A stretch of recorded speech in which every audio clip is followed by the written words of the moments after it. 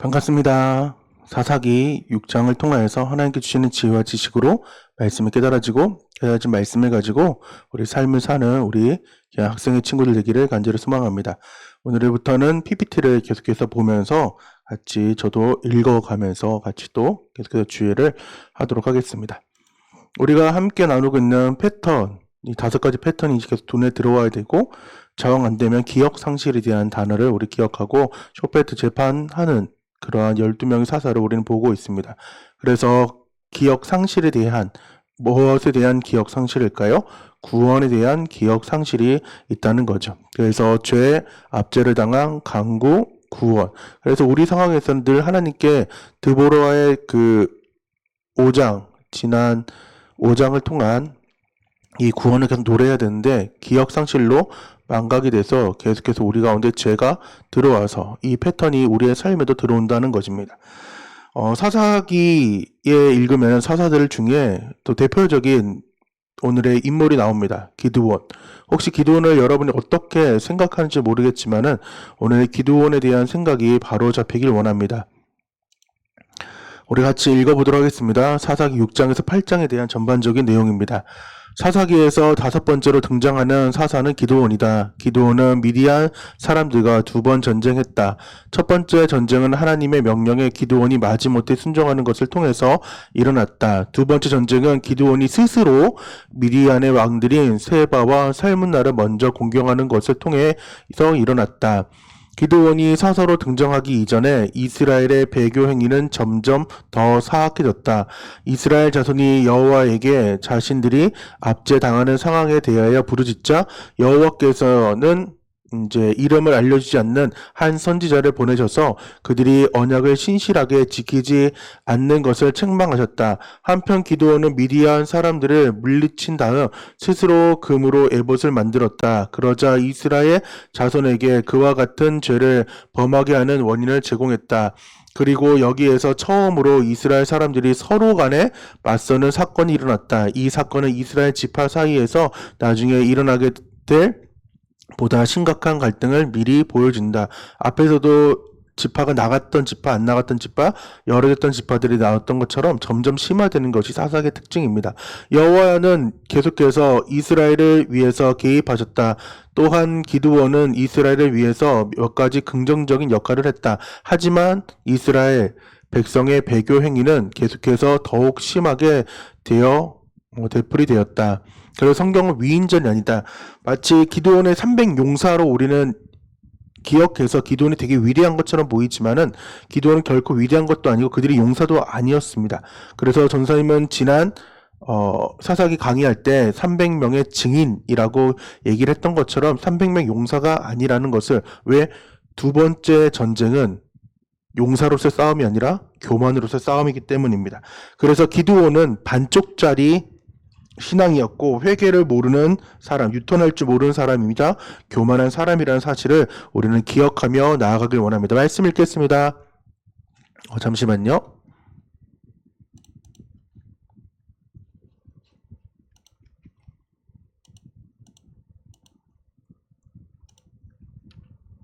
같이 읽겠습니다.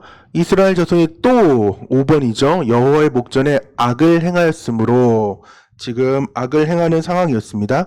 그래서 7년 동안 미디안 손에 하나님께서는 압제를 당하게 합니다. 미디안의 손이 이스라엘을 이긴지라 이스라엘 자손이 미디안으로 말미암아 산에서 웅덩이와 굴과 산성을 자기들을 위하여 만들었으며 지금 앞에서 몇 년 동안요? 7년 동안. 근데 다른 사사들 보면은 막 18년, 20년 이걸 보면 7년이 되게 작은 것 같이 보이지만은 평지에 살아야 될 사람들이 지금 웅덩이와 굴과 산성을 자기들을 위해 만들었다는 것입니다. 그만큼 학대가 심했다는 것을 볼 수가 있는 거죠. 이스라엘이 파종한 때면 왜 그러냐? 파종한 때가 되면 미디안과 아말렉과 동방 사람 치러 올라와서 즉 밑에서부터 그러니까 애굽 즉 이집트에서부터 쭉 올라와서 이스라엘 평지까지 와가지고 싹 쓸어가지고 씨도 안 남겨놓고 지금 다 가져가는 상태입니다.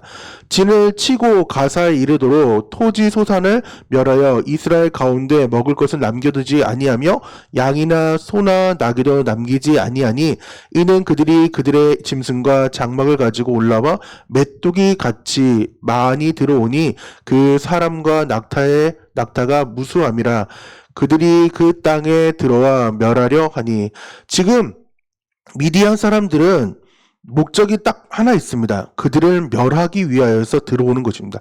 압제를 넘어서 아예 씨를 말려버리는 상황. 그래서 메뚜기 떼, 이것은 정말 큰 재앙 중에 재앙인데, 그래서 애굽의 10가지 재앙 중에도 정말 푸른 것 하나 남기지 않는 그 메뚜기처럼 완전히 싹 쓸어갔다는 것입니다.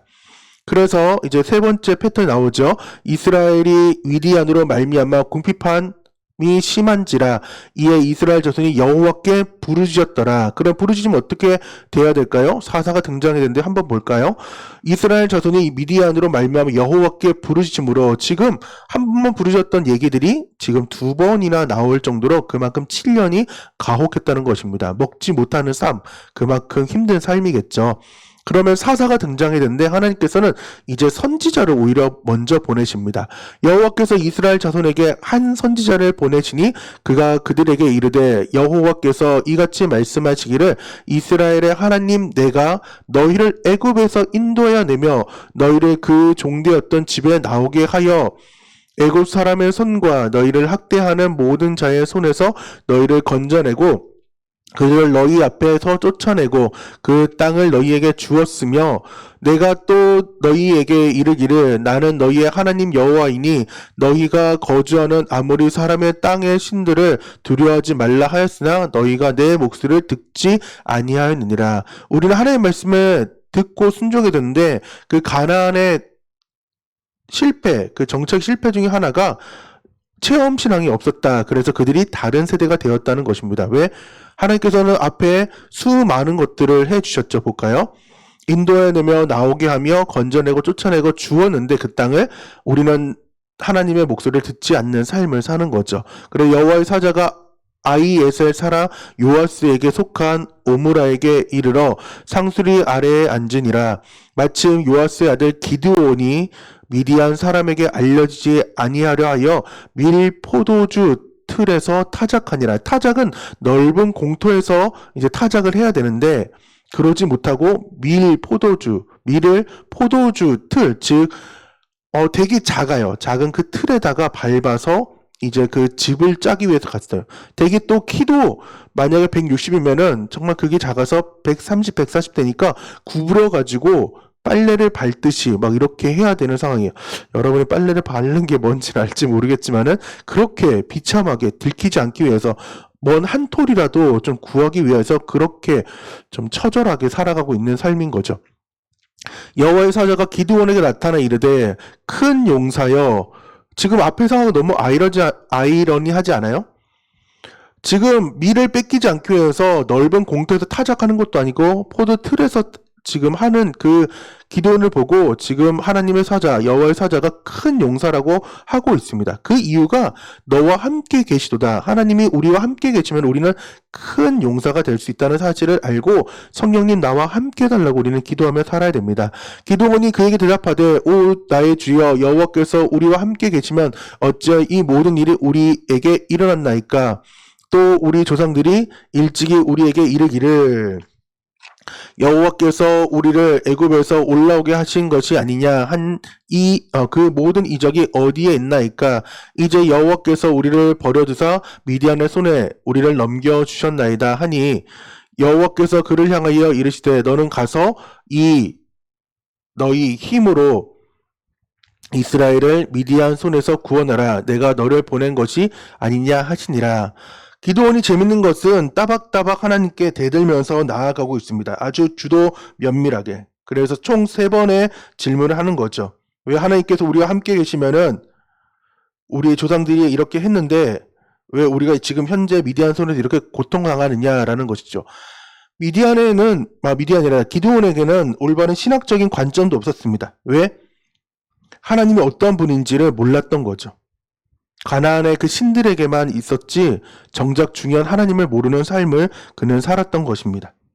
그것이 중요한 포인트인 거예요. 그런데도 불구하고 하나님께서는 그를 이제 향하여서 14절에 지금 말씀하고 계신 거죠. 그러나 기드온이 대답하되 오 주여 내가 무엇으로 이스라엘을 구원하리까 보소서 나의 집은 므낫세 중에 극히 약하고 나는 내 아버지 집에 가장 작은 자니이다 하니 기드온이 겸손하여서 이 말이 한 것이 아니라 하기 싫어서 지금 15절의 상황을 할 때 16절에 하나님께 또 말씀하십니다. 내가 반드시 너와 함께 하리니 내가 미디안 사람 치기를 13만 5천 명 치기를 한 사람 치듯 하리라 하시니라. 하나님께서 그렇게 말씀을 해주세요. 기드온이 그에게 대답하되 만일 내가 주께 은혜를 얻었사오면 나와 말씀하신 이가 말씀하신 이가 주 되시는 표징을 내게 보이소서. 내가 예물을 가지고 다시 주께 와서 그것을 주 앞에 드리기까지 이곳을 떠나지 마시기를 원하나이다 하니 그가 이르되 내가 너 돌아올 때까지 머무르리라. 그래서 기드온이 제물을 갖고 오는데 염소 새끼 하나와 무교병을 가지고 오는데 이것은 이방 즉 가나안의 그 신에게 제사할 때 드리는 예물이었어요. 즉 하나님께 드리는 예물이 아니었다는 거죠. 레위기에 나왔던 그 예물을 가지고 하나님께 나와야 되는데 기드온은 하나님조차 그리고 예배하는 방법을 몰랐던 사람입니다. 기드온이 가서 염소 새끼 하나를 준비하고 가루 한 에바로 무교병을 만들고 고기를 소쿠리에 담고 국을 양푼에 담아 상수리 아래 그에게로 가져다 드리매 하나님의 사자가 그에게 이르되 고기와 무교병을 가져다가 이 바위 위에 놓고 국을 부으라 하니 기드온이 그대로 하니라. 여호와의 사자가 손에 잡은 지팡이 끝을 내밀어 고기와 무교병을 대니 불이 바위 위에 나오고 고기와 무교병을 살랐고 여호와의 사자는 떠나서 보이지 아니한지라. 기드온이 그가 여호와의 사자인 줄 알고 이르되 슬프도소이다.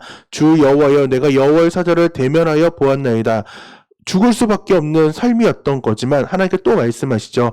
여호와께서 그에게 이르시되 너는 안심하라 두려워하지 말라 죽지 아니하리라 하시니라. 이렇게 하나님의 말씀을 듣고 이제 그는 여호와를 위하여 제대로 된 제단을 쌓고 그것을 여호와 샬롬이라고 하면서 여호와의 평안이 내게 임했다라고 말합니다.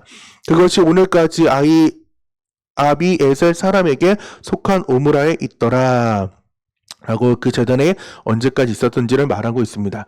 25절 그날 밤 즉 하나님을 만났던 그날 밤에 여호와께서 기드온에게 이르되 또 말씀하시죠. 내 아버지에게 있는 수소 곧 7년 된 둘째 수소를 끌어오고 내 아버지에게 있는 바알의 제단을 헐며 그 곁에 아세라 상을 찍고 또 이 산성 꼭대기에 내 하나님 여호와를 위하여 규례대로 한 제단을 쌓고 그 둘째 수소를 잡아 내가 찍은 아세라 나무로 번제를 드릴지니라 하니라. 하나님께서는 지금 바알의 제단과 아세라의 그 목상을 찍어내어서 특히 아세라 목상 그 나무를 가지고 번제로 드릴 이제 목재로 사용하라고 말합니다. 특별히 둘째라는 이 단어 같은 경우는 원어적으로 보면은 첫 번째로 사용되는 것들이 둘째라는 진짜 그 첫째, 둘째, 둘째고 두 번째의 의미는 우수한입니다. 그러니까 우수한 소를 잡아 내가 찍은 아세라 나무로 이러한 상황이에요. 우수한 수소. 근데 이 둘째의 의미를 이중적으로 또 우리는 생각해 볼 수 있죠. 무엇이냐? 둘째 수소를 잡는 그 둘째지만은 기드온의 삶 가운데는 하나님이 첫째가 된 적이 한 번도 없습니다. 늘 여호와는 둘째였습니다. 그러니까 반쪽짜리 신앙이었지 자신의 교만, 큰 용사라고 하는 기다렸던 그 기다림에 그는 순종하고 순복하지 못하는 삶으로 늘 둘째의 상황을 살아가게 되었던 거죠. 그러니까 우리 가운데는 하나님의 첫째 되는 우선순위가 첫 번째로 있는 그 여호와의 섬김이 우리 가운데 있어야 됩니다. 이에 기드온이 종 10사람을 데리고 여호와께서 그에게 말씀하신 대로 행하되 그의 아버지의 가문과 그 성읍 사람들을 두려워함으로 이 일을 감히 낮에 행하지 못하고 밤에 행하니라. 여전히 두려워하는 기드온입니다. 그 성읍 사람들이 아침에 일찍이 일어나 본즉 바알의 제단이 파괴되었으며 그 곁에 아세라가 찍혔고 새로 쌓은 제단 위에 그 둘째 수소를 드렸는지라. 서로 물어 이르되 이것이 누구의 소유인가 하고 그들이 캐어 물은즉 이르되 요아스의 아들 기드온이 이를 행하였도다 하고 성읍 사람들이 요아스에게 이르되 내 아들을 끌어내라 그를 당연히 죽일지니 이는 바알의 제단을 파괴하고 그 곁에 아사라를 찍었음이니라. 아버지 요아스에 가서 지금 아들을 내놓으라고 하고 있습니다. 그때 요아스가 자기를 둘러서 모든 자에게 이르되 너희가 바알을 위하여 다투느냐 어떻게 신을 놓고 다투냐고 합니다. 너희가 바알을 구원하겠느냐 그를 위하여 다투는 자는 아침까지 죽임을 당하리라. 바알이 과연 신을진데 그의 제단을 파괴할진즉 그가 자신을 위하여 다툴 것이니라 하고 말합니다. 즉 맞는 말이죠. 신의 제단을 파괴했는데 당연히 신이 그 사람을 벌하는 게 맞지 않냐라고 기드온을 살리기 위해 얘기를 하는 겁니다. 그때 그날에 기드온을 여룹바알이라 불렀으니 이는 그가 바알의 제단을 파괴하였으므로 바알이 그와 더불어 다툴 것이다 라는 얘기입니다. 지금 그리고 바알이 다투게 하다라는 그런 상황으로 별명이 생겼습니다. 바알이 기드온을 죽일 거다라는 의미죠. 근데 죽지 않았죠. 그때 미디언과 아말렉과 동방 사람들이 다시금 이제 파종할 때 다 함께 모여 요단강 건너와서 이스라엘 골짜기에 진을 친지라. 이스라엘 골짜기 어딘가요? 우리 앞장에 드보라하고 시스라의 그 전쟁터가 그래서 하나님께서 비를 내려서 뻘이 되어서 오히려 철병과 900대가 사용되지 못했던 그 이스라엘 골짜기까지 모든 것을 빼앗아 놓기 위해 왔습니다. 그래서 여호와의 영이 즉 여호와의 옷을 입은 기드온에게 임하시니 기드온이 나팔을 불매 아히에셀이 그의 뒤를 따라 부름을 받으니라. 기드온이 또 사자들을 온 므낫세에게 두루 보내매 그들도 모여서 그를 따르고 또 사자들을 아셀과 스불론과 납달리에 보내매 그 무리도 올라와 그를 영접하였더라. 그때 잠깐 그림을 봤지만은 강원도에 대한 도지사에 대한 상황이에요. 그래서 그 주변에 있는 사람들을 이제 지파들을 불렀죠. 그게 므낫세, 아셀, 스불론, 납달리였는데 어찌 보면 이스라엘이 연합 공동체입니다. 그래서 3번을 같이 와서 싸워야 되는데 계속해서 이것들이 파괴되면서 지금 4명의 지파만 싸우고 있고 뒤에 보면은 이제 에브라임이 와가지고 마지막에 좀 쟁취하는 게 있어요. 그래서 총 5지파만 싸우는 모습이 보여집니다. 기드온이 하나님께 여쭈어 주께서 이미 말씀하신 것 같이 내 손을 이스라엘을 구원하시려거든 보소서 내가 양털 한 뭉치를 타작마당에 두리니 만일 이슬이 양털에 있고 주변에 땅이 마르면 주께서 이미 말씀하신 것 같이 내 손으로 이스라엘을 구원할 줄을 내가 알겠나이다 하였더니 그대로 된지라. 이튿날 기드온이 일찍이 일어나서 양털을 가져다가 그 양털에서 이슬을 짜니 물이 그릇에 가득하였더라. 무슨 말인지 알 것 같아요? 지금 밖에 이슬이 내리는 그 순간 가운데 양털에만 내리고 밖에는 멀쩡하라고 그렇게 기도한 거예요. 그러니까 하나님께서 그것을 지켜서 또한 보여주셔서 양털에만 지금 이슬이 다 돼서 그 이슬을 짜니까 물이 그릇에 가득하였더라고 얘기합니다. 하나님 말씀에서 순종하고 나아가야 되는데 하나님께 시험하는 자였죠. 이 첫 번째 시험만 했더라도 아주 크게 좀 안 좋은 상황인데 하나님께서는 그가 겁쟁이고 큰 용사를 세워가기 위해서 인내하십니다. 하지만 그 인내가 또 한 번의 시험을 또 가져오죠. 계속해서 그럼에도 불구하고 또 하나님은 참고 인내하시면서 그가 큰 용사가 될 때까지 기다리시는 하나님의 우리는 그 하나님의 성품을 찬양하고 노래할 줄 알아야 합니다. 기드온이 또 하나님께 여쭈되 주여 내게 노하지 마옵소서 내가 이번만 말하리이다 구하옵나니 내게 이번만 양털로 시험하게 하소서. 즉 양털로 시험하는데 어떤 거냐? 너가 하나님인지 진짜 증명하라. 시험이 증명하다라는 말이거든요. 증명하게 하소서라고 원하건대 이제 양털만 마르고 그 주변에 다 이슬이 있게 하소서. 반대의 시험을 하나님께 합니다. 그 밤에 하나님이 그대로 행하시니 그 양털만 마르고 그 주변 땅에는 다 이슬이 있었더라. 오늘 함께 기도원에서 살펴보았습니다. 여러분에게는 기도원의 삶이 어떻게 다가온지 잘 모르겠지만은 정말 우리 가운데에 볼 것은 반쪽짜리 신앙이 아니라 온전한 신앙이 나야 되며 하나님의 모든 상황 가운데는 기다리심에 그 인내하심이 있고 연약함을 꾸짖지 않고 계속해서 사랑으로 보듬는 그 하나님을 보고 또한 큰 용서로 선포했으니까 그것을 훈련하신 하나님을 바라보면서 오늘 6장을 통하여서 나를 인내하시는 그 하나님, 그래서 포기하지 않고 계속해서 나눔과 읽기가 꾸준하게 우리 가운데 진행되기를 원합니다. 같이 기도하겠습니다. 하나님 감사합니다. 오늘의 6장을 통하여서 하나님을 발견하게 하심을 감사합니다. 하나님 온전하게 주님을 바라보게 도와주시고 하나님을 알아갈 수 있는 귀한 시간 될 수 있도록 도와주셔서 하나님 또한 6장을 읽고 나눌 때에 정말 깨달음을 통하여서 다른 세대가 아닌 체험으로 인하여서 또한 나를 기다려주시고 인내하고 사랑하시는 그 하나님을 발견할 수 있도록 도와주셔서 예수님의 이름으로 기도드립니다. 아멘. 다 같이 감사하고 나눔 꼭 해주세요. 안녕.